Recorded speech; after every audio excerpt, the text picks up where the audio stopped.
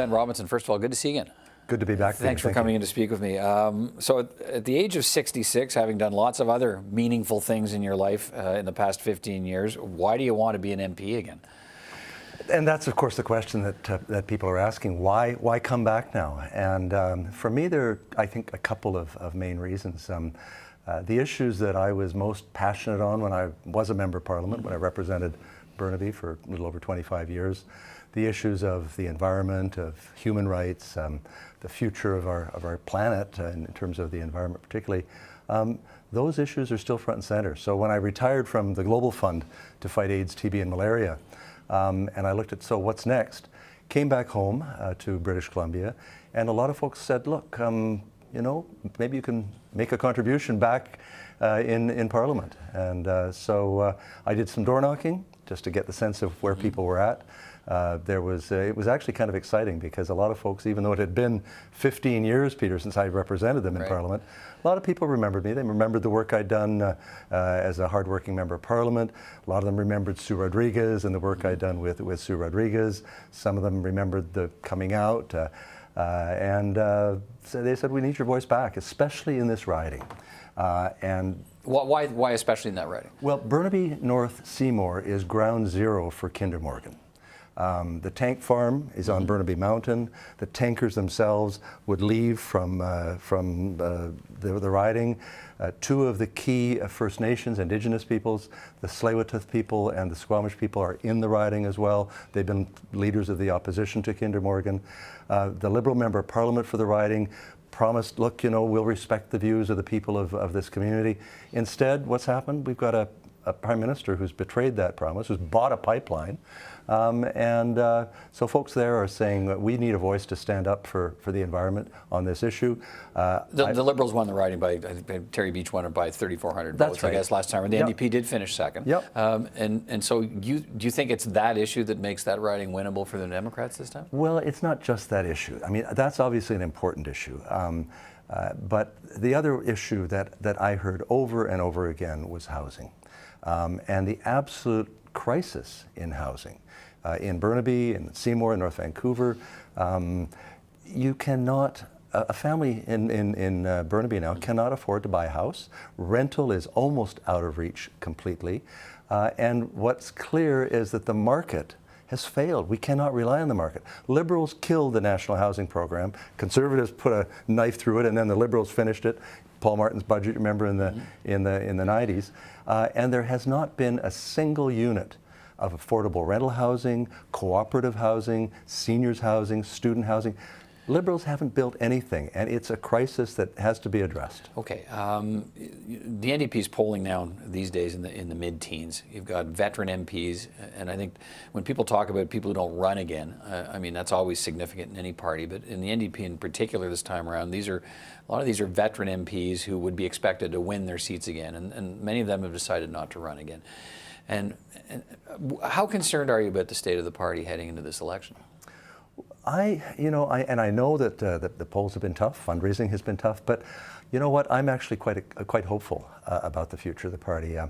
One of the reasons that I'm hopeful, Peter, is that I've actually been out door knocking with Jagmeet Singh in Burnaby South. I used to represent Burnaby South. I represented every square centimeter of Burnaby South. I know the community, I know the people well. And I'm hearing a very different response. I'm hearing people who are really excited that Jagmeet is there, that he's taking on the fight on housing and affordable housing. Just made a major announcement, as you know, on that, 500,000 new housing units, that he's speaking out on healthcare, pharmaceuticals, which is a big issue in that constituency, and absolutely that he's speaking out on the environment and climate change. It's one thing to be hopeful, but I mean, these are starting to be historically low polling numbers for New Democrats, and why do you think it is? What's the failure to connect? Polls go up and down, and you know that. I mean, and there's still months before the election. A few months before the last election, Tom Mulcair was going to be Prime Minister of Canada.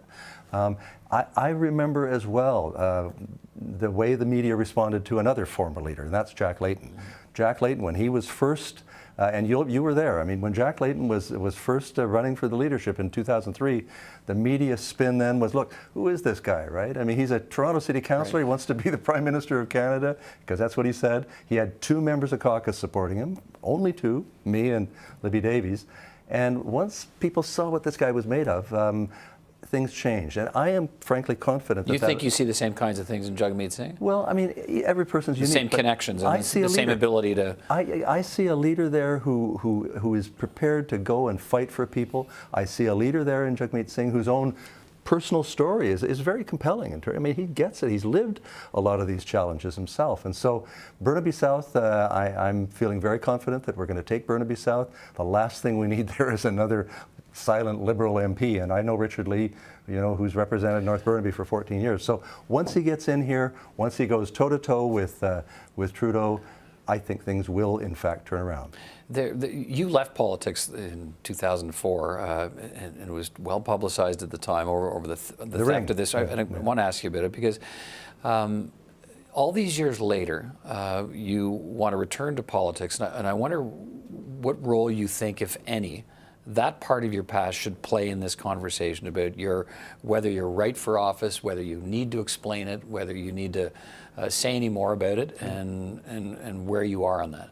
No, and that's a fair question, and that's why at the press conference at which I announced my candidacy, I didn't wait for a question about that. I said, look, I know that this is an issue that some people have raised, but what for me has been most compelling is that on the doorstep, in Burnaby, in North Vancouver, in Seymour, and I knocked on a lot of doors because that was one of the issues I wanted. Is this an issue? You know what? No one, and I mean no one, raised that issue and saying, Sven, you know, you shouldn't be running for this reason. People know my track record, 25 years representing a community, and working damn hard on behalf of that community. They know the work I've done, many of them internationally, humanitarian work for 10 years with the Global Fund. Mm-hmm. They know that at the time that incident happened, I was struggling with some pretty tough mental health issues. The judge accepted that. The prosecutor accepted that.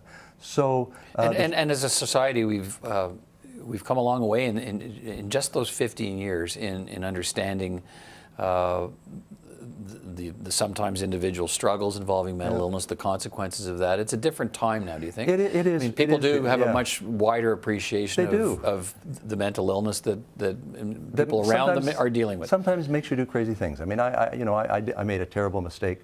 I will regret that for the rest of my life. But I think what people are also saying is that's not who Svend Robinson is. And I know that's not who Svend Robinson is. They know that that's not who Svend Robinson is. And there's also a sense, I think people say, look, this has been 15 years.